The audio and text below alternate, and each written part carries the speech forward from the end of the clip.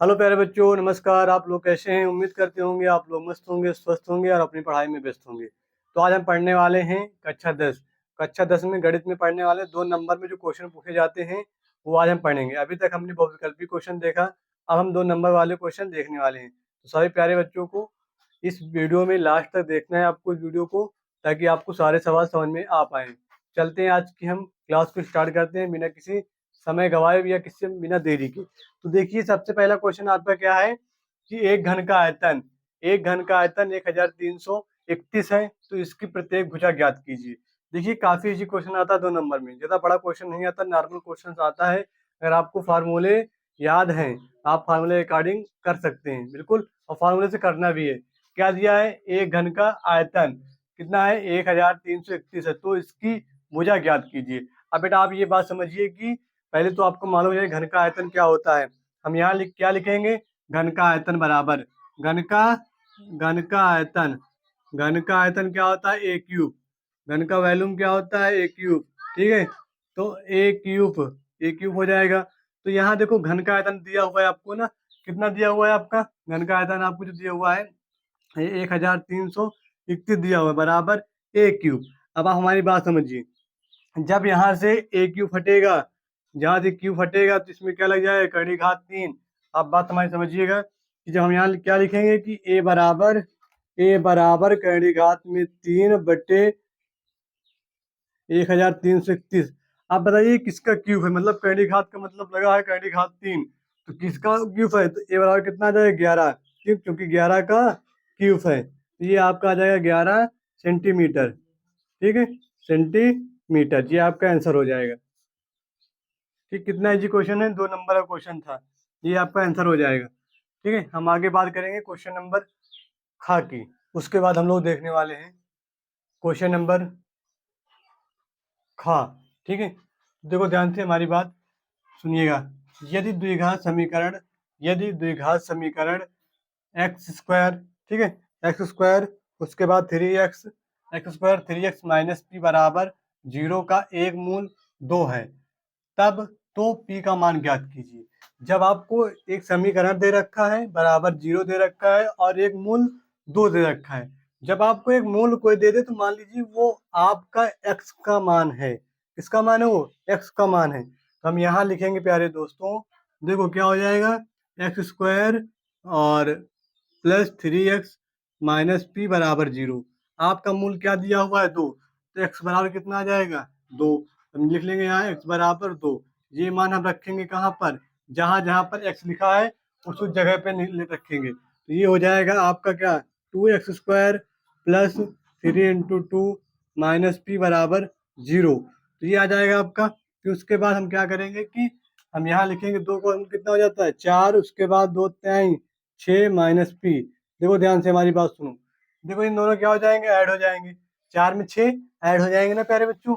बिल्कुल भाई, ऐड हो जाएगा तो कितना आ जाएगा? 4 में 6 और ये बराबर 0। 4 4 6 10, और ये जब पी उधर जाएगा तो पी हो जाएगा प्लस में, तो पी बराबर 10। ये आपका मान हो गया, ये आपका आंसर। देखिए, 2 नंबर में बिल्कुल नॉर्मल क्वेश्चन आता है प्यारे बच्चों, हाँ, एकदम नॉर्मल क्वेश्चन, एकदम इजी क्वेश्चन, इसलिए आप ध्यान से देखते रहिएगा। ठीक है, तो मैंने क्या किया, एक फिर से रिपीट करता हूँ।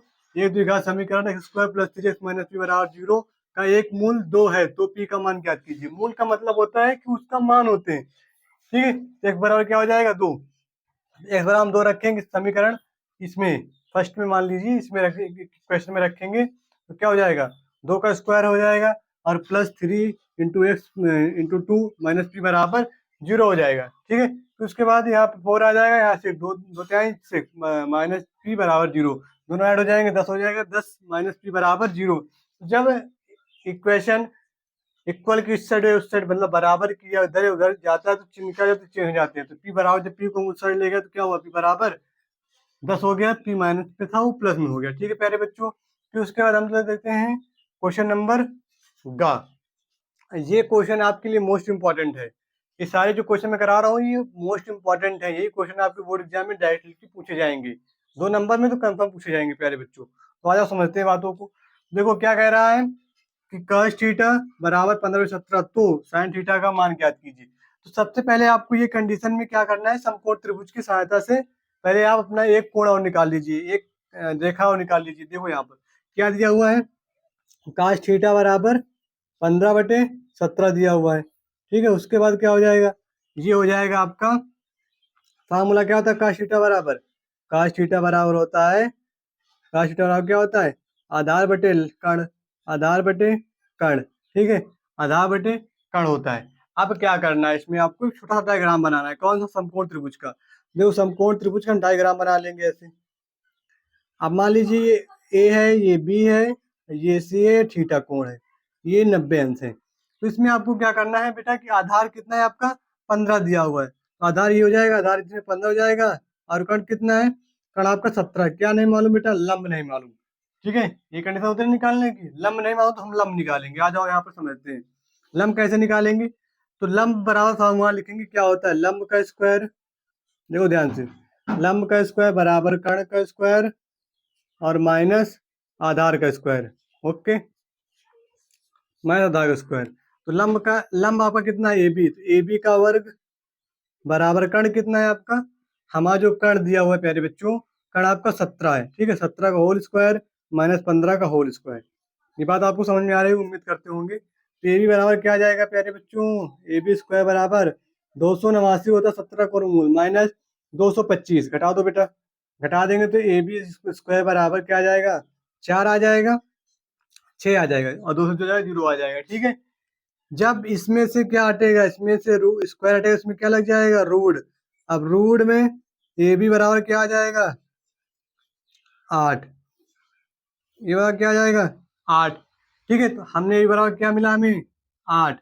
अब आपको क्या करना है प्यारे दोस्तों कि साइन का मान निकालो या कास का, किसी का भी मान निकालो, कोई दिक्कत नहीं।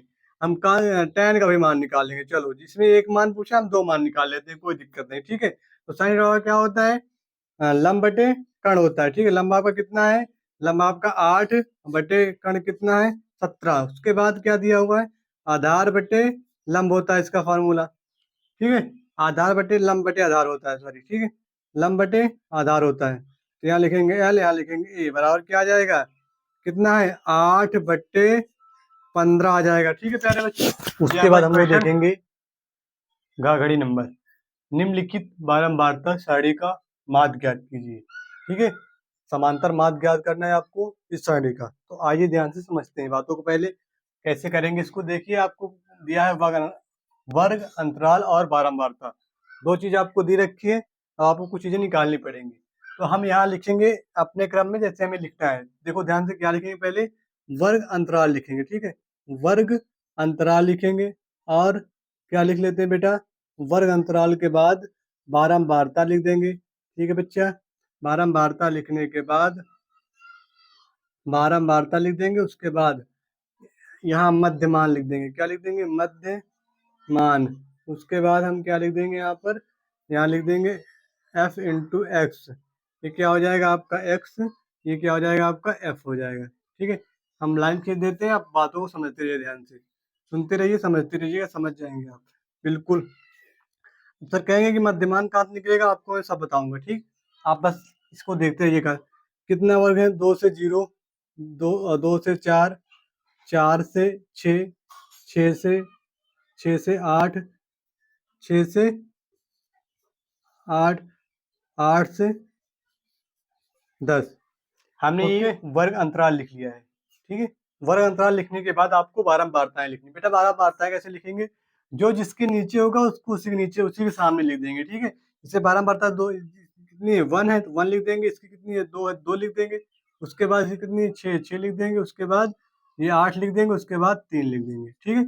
अब कोई दिक्कत, नो दिक्कत बेटा, चलो बढ़िया, गुड। यहाँ लिख देंगे 8, ठीक है। चलो आ जाओ। अब बेटा आपको मध्यमान और एफ इंटू एक्स ये आपको निकालना पड़ेगा। ये कैसे निकलेगा, ध्यान से हमारी बात सुनेंगे तब, ठीक है। अब बेटा मध्यमान कैसे निकलेगा, आप मध्यमान के लिए आप परेशान मत रहिएगा, ठीक है। मध्यमान के लिए आप परेशान मत रहिएगा, मध्यमान निकालते हैं। देखो ध्यान से क्या करना है, मध्यमान कैसे निकालेंगे, यहाँ आ जाओ, ठीक। तो देखो मध्यमान जो वर्ग अंतराल होता है, इन्हीं दोनों बीच का योग, इन दोनों बीच का, इन दोनों संख्याओं का जोड़ बटे 2, इन दोनों संख्या क्या कर देंगे, जोड़ कर देंगे, बटे में 2 लिख देंगे।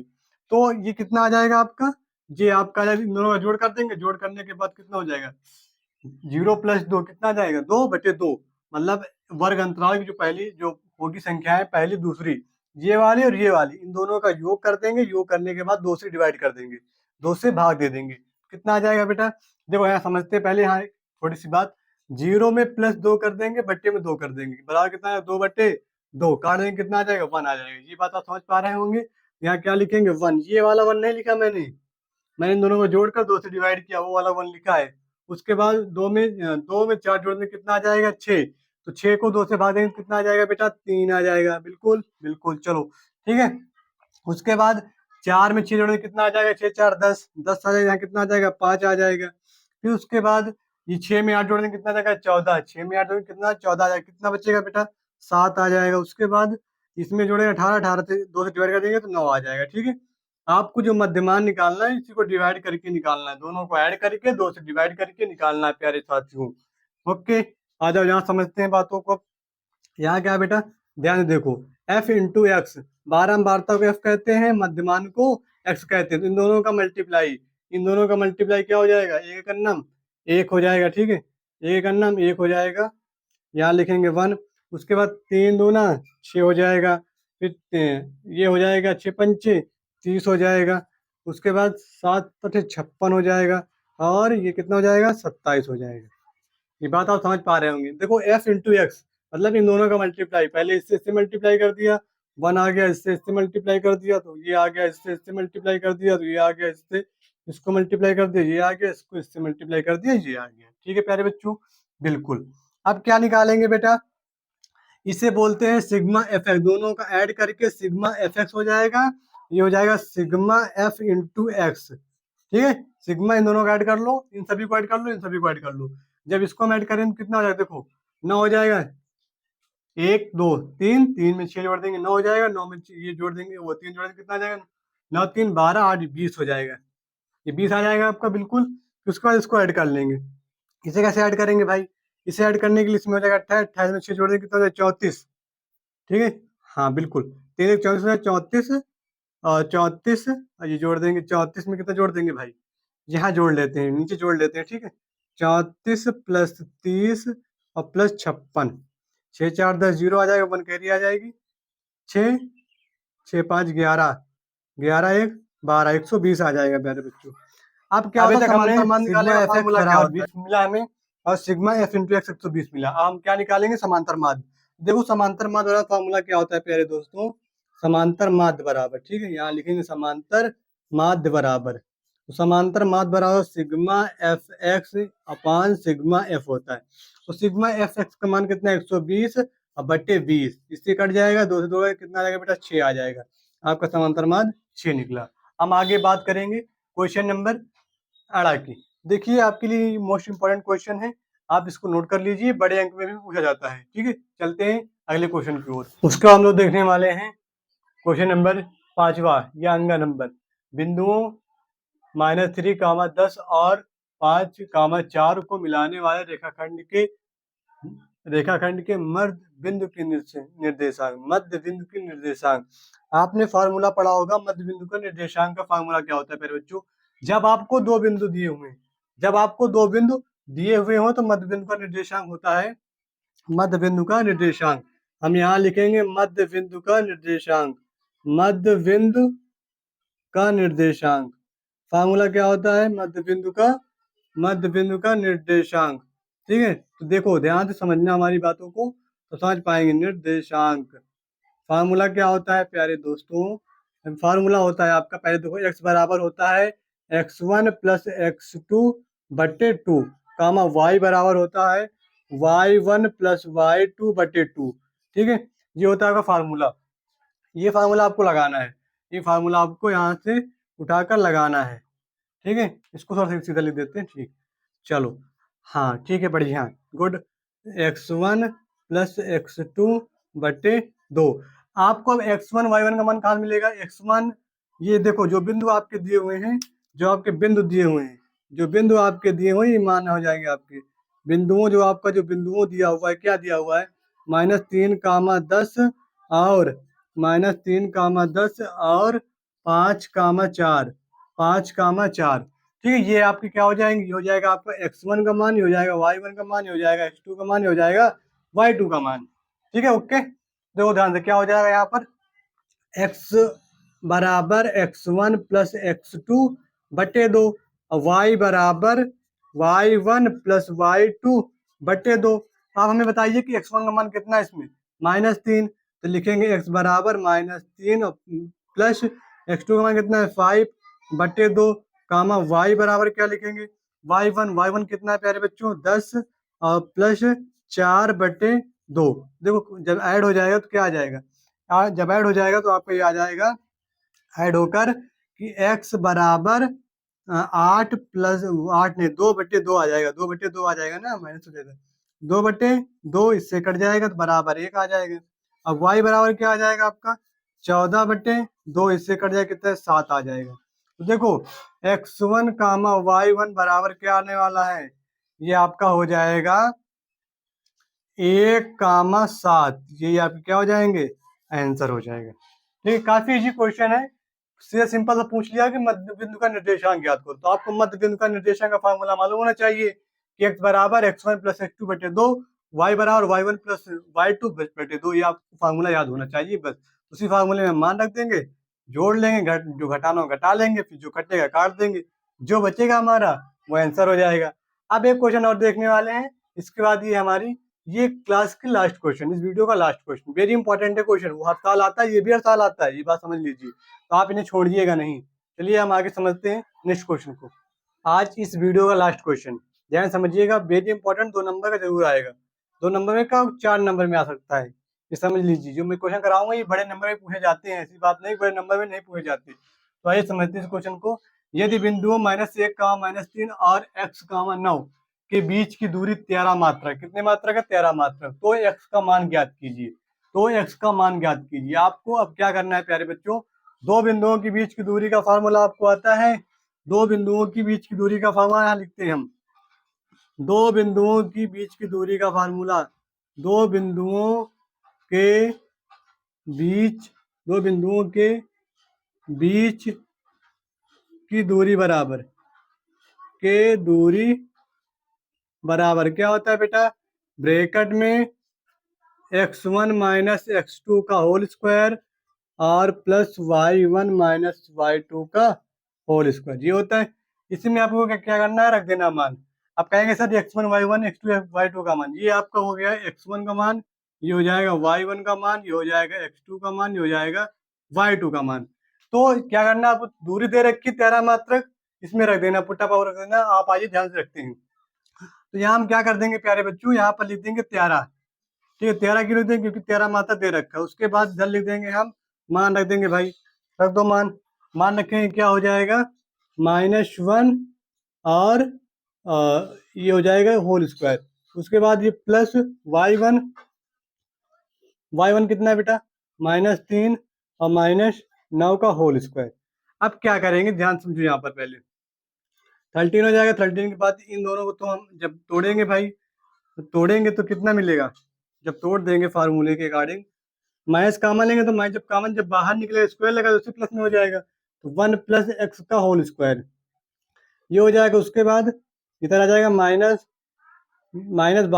-12 का होल स्क्वायर। अब ऐड कर लो बेटा बच्चों, दोनों ओर वर्ग करने पर, दोनों ओर वर्ग करने पर, दोनों ओर वर्ग करने पर वर्ग कर देंगे प्यारे बच्चों। जब वर्ग कर देंगे प्यारे साथियों, तो यहाँ पर क्या आ जाएगा 13 का वर्ग और बराबर इसमें वर्ग लगेगा तो क्या हो जाएगा, रूट स्क्वायर कैंसिल आउट, तो यहाँ लिख देंगे x+1 का होल स्क्वायर और यहाँ लिख देंगे -12 का होल स्क्वायर। वर्ग कर दो प्यारे बच्चों, 169 आ जाएगा, यहाँ आ जाएगा 1 प्लस x स्क्वायर और प्लस 2x और यहाँ आ जाएगा 144। ये बात आप समझ में आ रही होगी, शायद उम्मीद करते होंगे ये बात आपकी समझ में आ रही होगी। तो यहाँ क्या करेंगे, देखो एक को जोड़ लेंगे, इसमें सफेदें घटा देंगे, एक को इसमें जोड़कर 145 तो 45 तो मैथ में आ जाएगा ना, तो ये आपका आ जाएगा 159 माइनस 145 बराबर x स्क्वायर और प्लस 2x। घटा दीजिए भाई, घटा देंगे तो 4 बच जाएगा और यहाँ 2 बच जाएगा, उधर 1 बच जाएगा, बराबर x स्क्वायर प्लस 2x। अब क्या करेंगे प्यारे दोस्तों कि x² प्लस 2x माइनस 24 बराबर 0।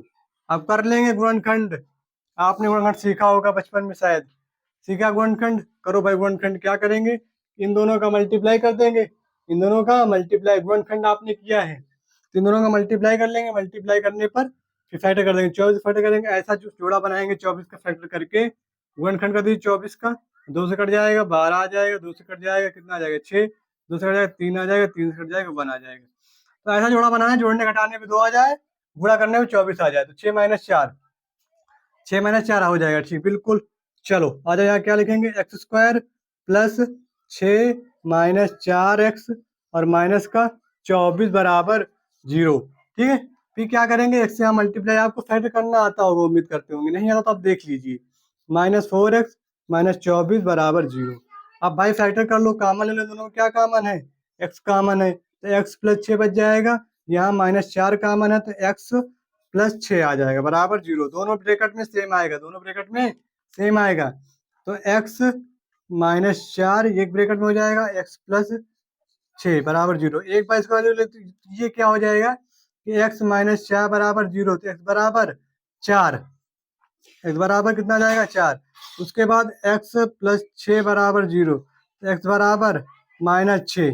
ये आपका मान्य अमान्य हो जाएगा और ये वाला मान्य हो जाएगा, तो x बराबर कितना आया आपका 4। आई होप ये क्वेश्चन आपके समझ में आया होगा।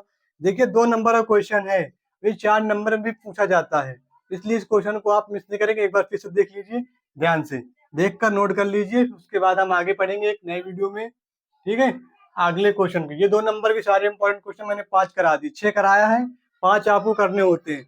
10 नंबर आपकी मुट्ठी में, 10 नंबर आपकी मुट्ठी में। ये आप पढ़ लेंगे तो पक्का गारंटी 10 नंबर आपकी मुट्ठी में हो जाएंगे। ऐसे ही क्वेश्चन, सेम क्वेश्चन आएंगे। ठीक है, तो हम मिलते हैं। ये क्वेश्चन आपको मिस नहीं करना, सारे क्वेश्चन कॉपी में नोट डाउन करके और तैयारी करते रहना है। फिर मिलते हैं नए वीडियो में, तब तक के लिए धन्यवाद। जय हिंद।